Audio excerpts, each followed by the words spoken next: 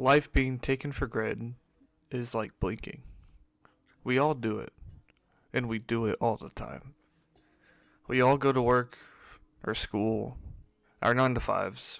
We play games on the weekends or go to a carnival to give yourself joy from the monotonous play by play life is being painted to be. But then, when death comes, realization occurs that life is much more than just a random blink of an eye. I played a game called Before Your Eyes about 3 months ago, and if you haven't played it, I highly recommend you go play it. It takes about 2 hours of your time and is a must play by my standards. This game's purpose is to explain that life moves in a blink of an eye, being one of the first games to incorporate an eye tracking type of system, making it so whenever you blink, the game moves forward. I won't be spoiling anything from the game, so don't worry, but please go play it if you haven't.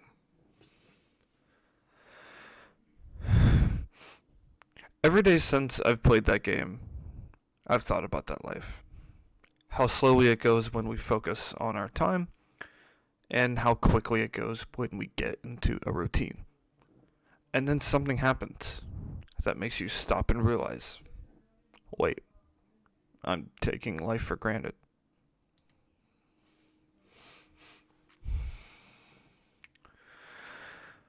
We've all lost something of value in our lives, whether it be a loving pet, an advising mentor, a loving family member, or someone closest to you only.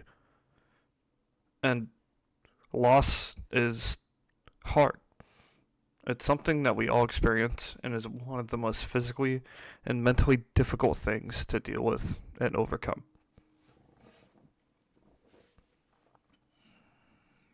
I'm going to explain a story that I've never told any of my friends who might be watching.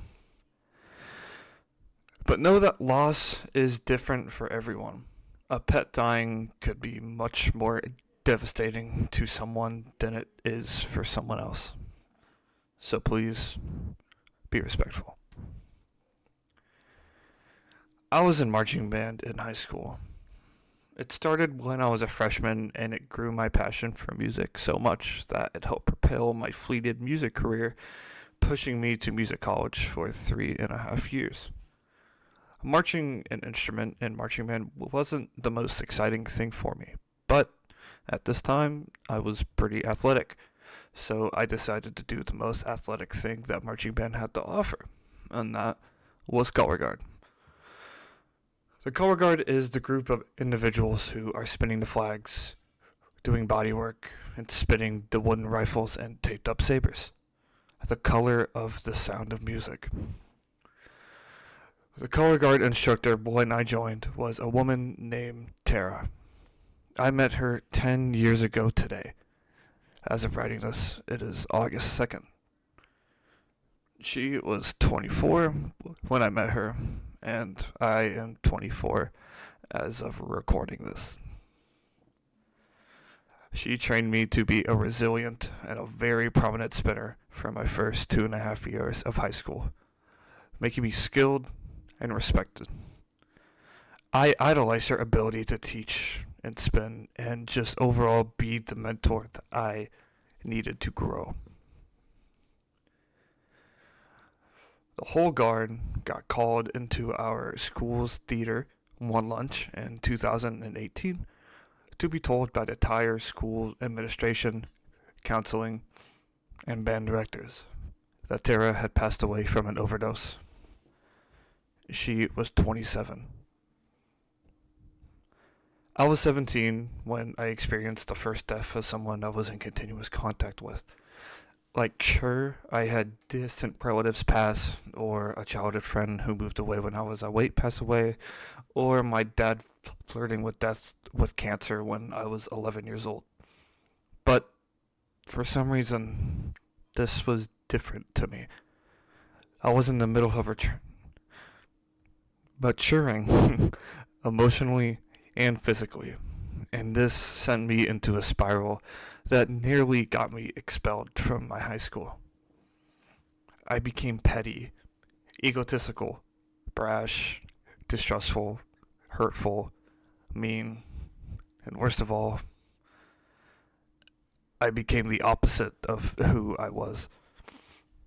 I was the loving, laughable class clown, but I straight up just became a rude bully.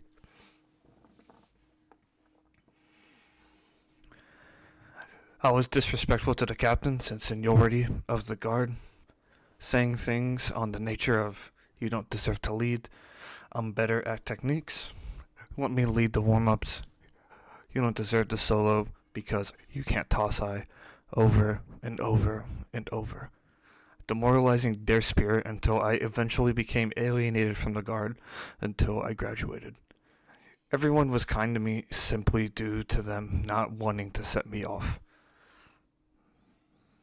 I didn't know how to cope with the loss of her, and this isn't an excuse for the way I acted when I was a lot younger. I was lost. It took me years until I finally adjusted who I was and come to terms with losing her and felt comfortable enough talking to a therapist about my holy shit, I cannot fucking dehumanizing characteristics. I wish I did sooner. I wish I did it sooner. I wish I did it sooner so the people I hurt were able to go to practice with smiles instead of a fear that Jacob was going to snark at them.